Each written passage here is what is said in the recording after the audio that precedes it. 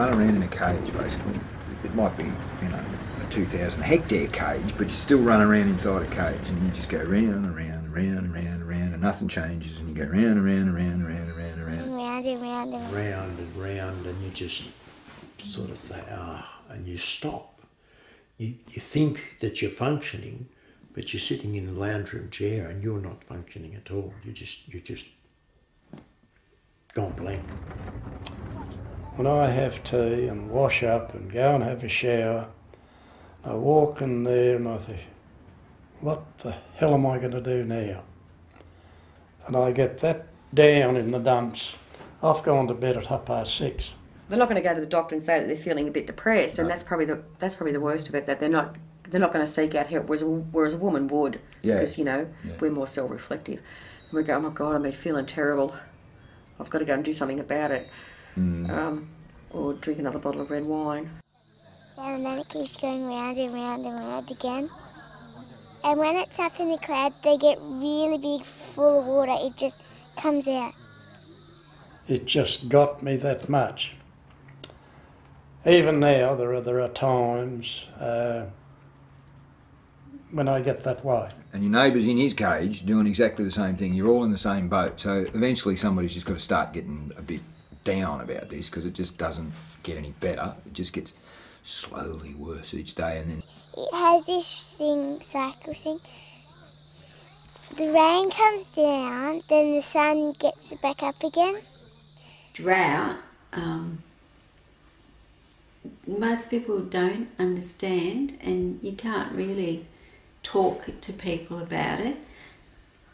Ken has struggled with depression, and when you need help, it's just not there.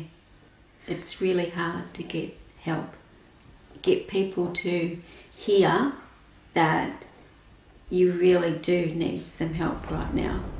how do you get them out of their cage, or to even look out of their cage and realise that, you know, this could be different? I'm a bit different, and I've got help because I'm a bit of a squealer. If I'm hurting, I squeal, whereas other blokes don't. And they're probably more likely to, 1 minute they're there and next minute they're gone. Mm. So if there's not someone looking out for them?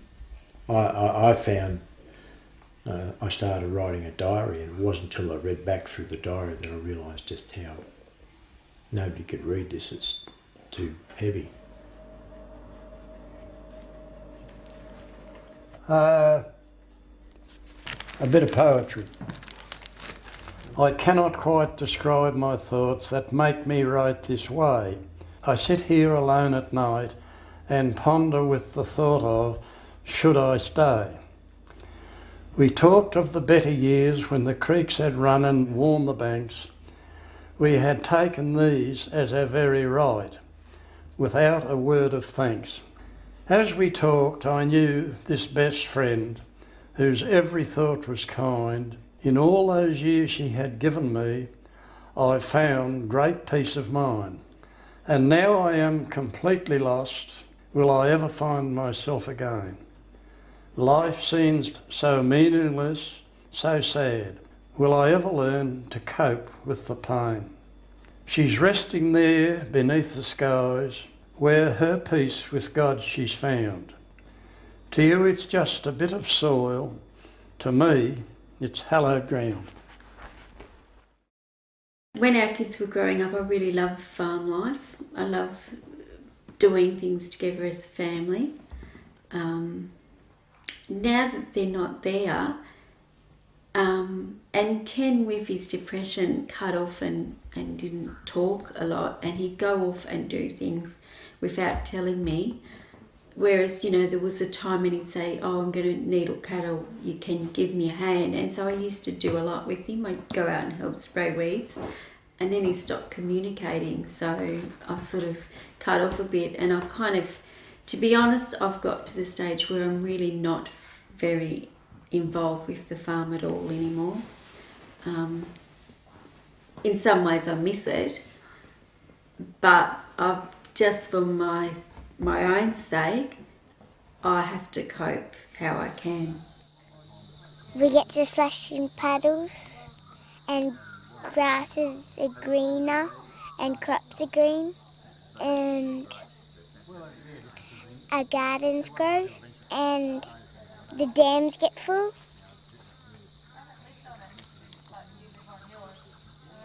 And that means we get to wash Snoopy again, if we can catch him. And today it's really dry, sorta. I just notice sometimes when he's down, having a bad day, he goes to town and comes home a different person because he's actually got to be with people and talk and just get away from the place for a bit. If you've got a bad worry, it plays on your mind a bit. But if you can get something that'll distract that for a while, it's like you're in heaven. I can't think of anything that's really happening to draw the people together, so this guy that doesn't actually really know this guy over here that well, where they can get together and then go, oh, it's been a shit of a year, and actually just get it off their chest.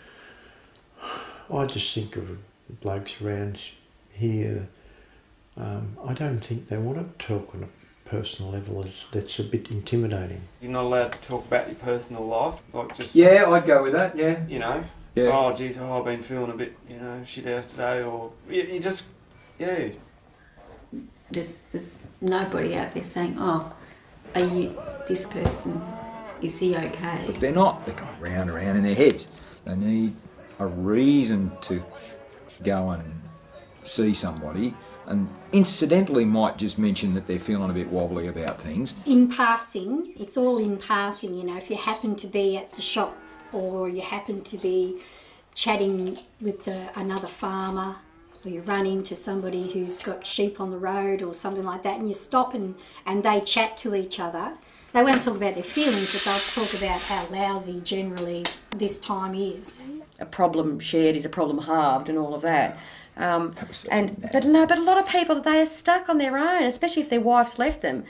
Who does he talk to?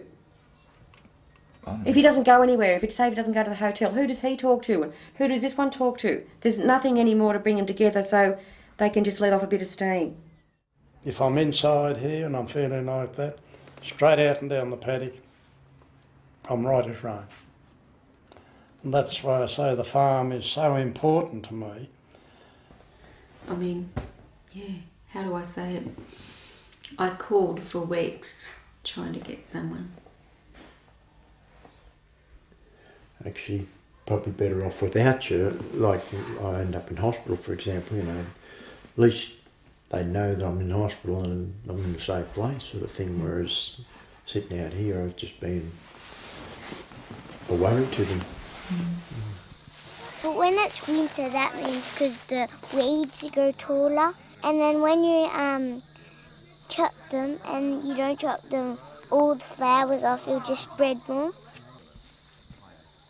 The psychiatrists are flat out, they're too busy, the hospitals are full, and it is just so hard to get help.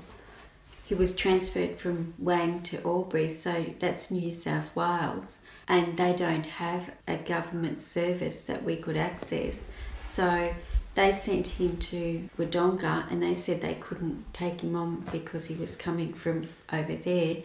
And the psychiatrist that had been seeing him while he was in hospital was too busy to take him, and he was on strong medication, and I could not get anybody to see him.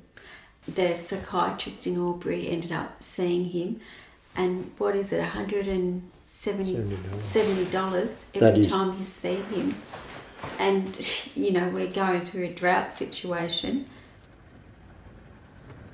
It's not about the survival of the farm, it's about the survival of the family. That people seem to have this idea that the family and the farm are the same thing, which they're not.